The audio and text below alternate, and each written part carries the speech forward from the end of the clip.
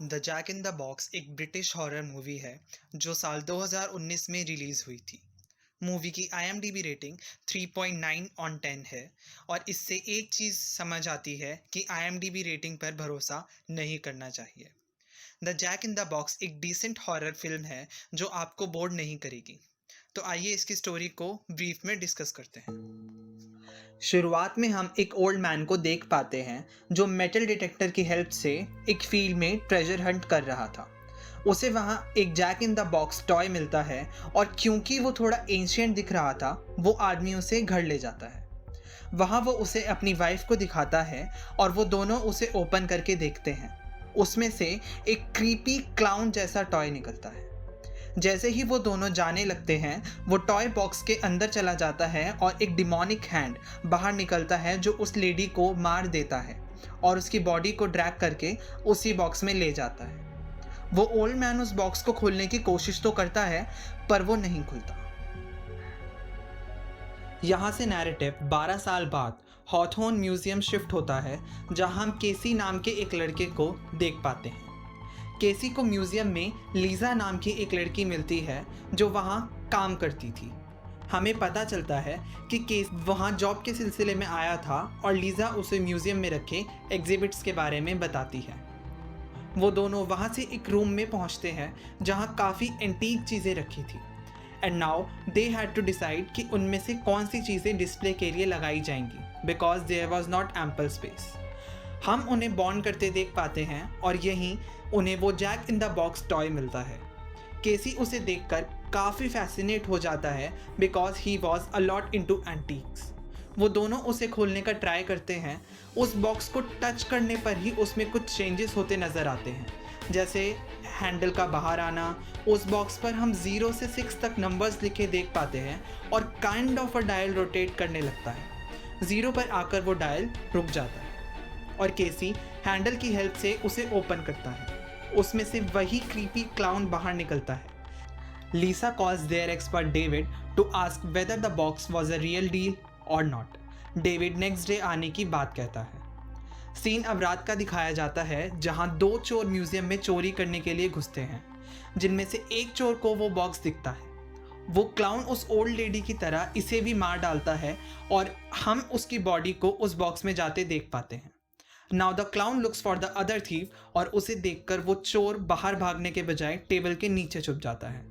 इससे डम्ब आदमी अपनी ज़िंदगी में नहीं देखा होगा। वो क्लाउन उसे भी मार देता है और हम उस डायल को 2 पर शिफ्ट होता देख पाते हैं।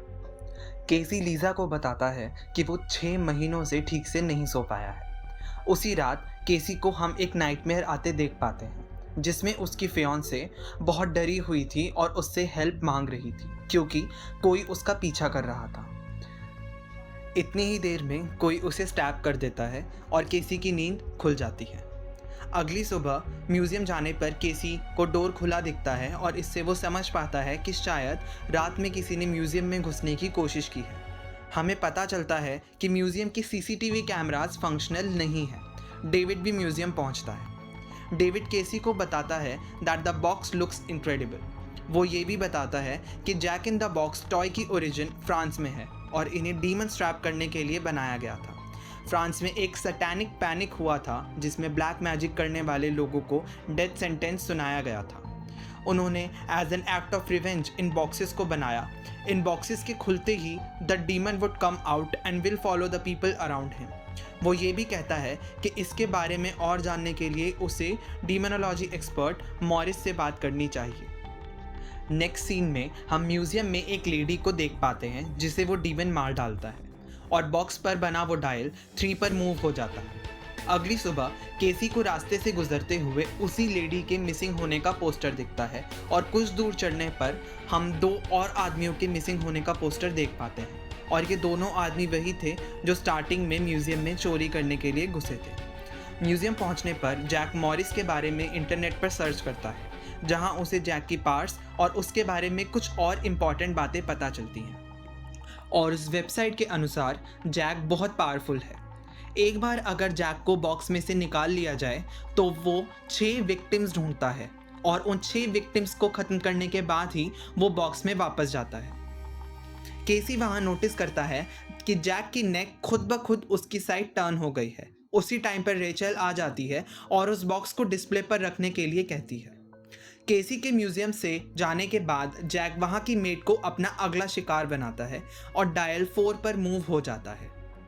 नेक्स्ट सीन में केसी लीजा को अपनी वाइफ की स्टोरी सुनाता है और वो उसे बताता है कि उस रात उसने उसका फ़ोन नहीं उठाया, जिसकी वजह से वो आज भी उसकी मौत का जिम्मेदार खुद को मानता है। उसी वक्त एक इन्वेस्टिगेटिंग ऑफिसर उसी मेट के मिसिंग होने के सिलसिले में जैक से पूछताछ करता है और ये भी बताता है कि कुछ ही दिनों में मिसिंग होने का ये 4th केस है। केसी को अब उस बॉक्स पर शक होने लगता है। वो मॉरिस को हेल्प के लिए एक वॉइसमेल भेजता है और म्यूजियम में कैमरा फिट कर देता है। उसी रात जैक केसी पर अटैक तो करता है पर उसे जान से नहीं मारता। अगली सुबह केसी लीजा को सब बताता है और वो उसे कैमरे की फुटेजेस दिखाता है, पर हम ये देख पाते हैं कि कैमरा में कुछ भी रिकॉर्ड नहीं हुआ था। हॉरर मूवी है, होना भी नहीं था। केसी गुस्से में वहाँ से चला जाता है। म्यूजियम में केसी को एक पेपर मिलता है जिससे वो ये जान पाता है कि आखिर वो बॉक्स म्यूजियम तक पहुंचा कैसे। उससे केसी ये जान पाता है कि वो बॉक्स किसी नॉर्मन क्लेवर के थ्रू म्यूजियम में आया है।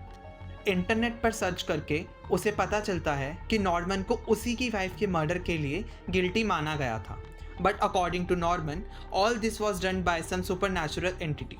ये पढ़ते ही केसी नॉर्मन से मिलने निकल जाता है। नॉर्मन केसी को पूरी स्टोरी सब डिटेल में बताता है। ये कपल कोई और नहीं, वही है जिन्हें स्टार्टिंग में वो बॉक्स मिला था।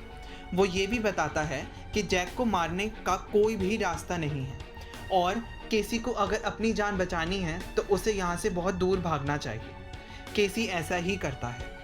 वहाँ से निकलते वक्त केसी को उसकी वाइफ का विजन आता है। वो उससे कहती है कि वो फिर उसी रात की तरह सिचुएशन से भाग रहा है and that he should do something about Jack. This changes Casey's mind. Casey उस बॉक्स को म्यूजियम से दूर ले जाकर जलाने की कोशिश करता है, पर वो बॉक्स दोबारा म्यूजियम के बाहर मिलता है। जैक एक बार फिर केसी पर अटैक करता है, पर फिर से उसे जान से नहीं मारता। जैक वहीं बेहोश हो जाता है। अगली सुबह केसी लीजा और रेचल को समझाने की बहुत कोशिश करता है, पर रेचल बिना कुछ सुने केसी को फायर कर देती है। केसी अब बॉक्स के बारे में और जानकारी लेने के लिए मॉरिस से मिलने निकल जाता है। उसकी गैर मौजूदगी में हम देखते हैं कि जैक इस बार रेचल को अपना शिकार बनाता है और डायल 5 पे मूव हो जाता है। मॉरिस केसी को बताता है कि जैक को बॉक्स में ट्रैप करने के लिए उसे एक रिचुअल परफॉर्म करना होगा। इस रिचुअल में केसी को जैक को उसके हार्ट के थ्रू स्टैप करना होगा और एक लैटिन मंत्र बोला होगा, और इस रिचुअल को सिर्फ केसी ही परफॉर्म कर सकता था क्योंकि उसी ने जैक को आज़ाद किया था। मॉरिस उसे ये भी बताता है कि क्योंकि केसी ने ही उसे आज़ाद किया था, इसीलिए जैक ने अब तक उसे अपना शिकार नहीं बनाया है और रिचुअल को पूरा करने की सिर्फ एक कंडीशन थी। According to Morris, ritual perform करते वक्त अगर जैक की कोई भी चीज़, उसके कपड़े का कोई टुकड़ा या उसका कोई क्लॉ बाहर रह जाता है तो ये रिचुअल पूरा नहीं होगा and Jack will come back. ये सुनते ही केसी म्यूजियम के लिए निकल जाता है। दूसरी ओर हम देखते हैं कि रेचल को मारने के बाद जैक अब लीजा को अपना शिकार बनाने ही वाला होता है, तभी वहाँ केसी पहुंचकर उसको स्टैप कर देता है, जिससे जैक वापस बॉक्स में ट्रैप हो जाता है। लीजा बेहोश हो जाती है और उसी वक्त पुलिस आकर केसी को रेचल के मर्डर के आरोप में अरेस्ट कर लेती है। अगली सुबह लीजा मॉरिस से मिलने जाती है और वो उससे बताती है कि वो केसी को बचाना चाहती है। मॉरिस बताता है कि कोई भी उसकी इस डीमन वाली थ्योरी पर बिलीव नहीं करेगा, तो अगर लीजा केसी की मदद करना चाहती है तो उसे केसी का अधूरा काम पूरा करना चाहिए। मॉरिस लीजा को बताता है कि एक विक्टिम को मारने पर जैक को 3 साल की ज़िंदगी मिलती है और जैक अब तक 5 विक्टिम्स को मार चुका है। इसका मतलब वो सिर्फ 15 सालों तक ही जिंदा रह पाएगा। अगर लीजा उस बॉक्स को किसी ऐसी जगह पर छुपा दे जहां पर उसे 15 साल तक कोई ना ढूंढ पाए, तो उसके बाद जैक का कर्ज खत्म हो जाएगा और फिर वो कभी लौट कर नहीं आ पाएगा। लीजा ऐसा ही करती है। पुलिस स्टेशन में पुलिस इंस्पेक्टर केसी को कुछ फोटोग्राफ्स दिखाकर उसे उसका क्राइम कन्फेस करने के लिए कहता है। उन फोटोग्राफ्स को देखकर केसी के होश उड़ जाते हैं। उन फोटोग्राफ्स में एक फोटोग्राफ जैक के क्लॉ की भी थी। केसी समझ जाता है कि रिचुअल परफॉर्म करते वक्त जैक का क्लॉ बॉक्स के बाहर ही रह गया है, जिसके कारण वो रिचुअल कंप्लीट नहीं हो पाया। वो पुलिस इंस्पेक्टर को समझाने की कोशिश करता है कि लीज़ा की जान खतरे में है, बट एज एक्सपेक्टेड वो उसकी बात नहीं सुनते। वहीं दूसरी ओर लीज़ा उस बॉक्स को ज़मीन में दफनाकर लौट ही रही होती है। उसी वक्त उसमें से जैक का हाथ निकलता है और लीज़ा को उसी बॉक्स के अंदर खींच लेता है। डायल अप 6 पर मूव हो जाता है और मूवी वहीं पर ख़त्म हो जाती है। So that was the story of the Jack in the box.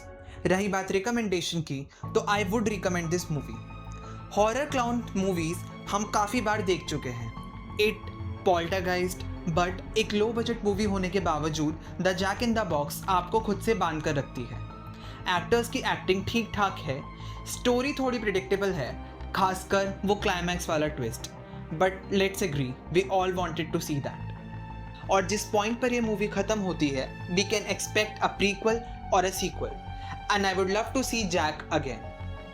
So that was the video, guys. Like the video, share the video with your friends, and subscribe to my channel The Clapperboard Diaries for more such content.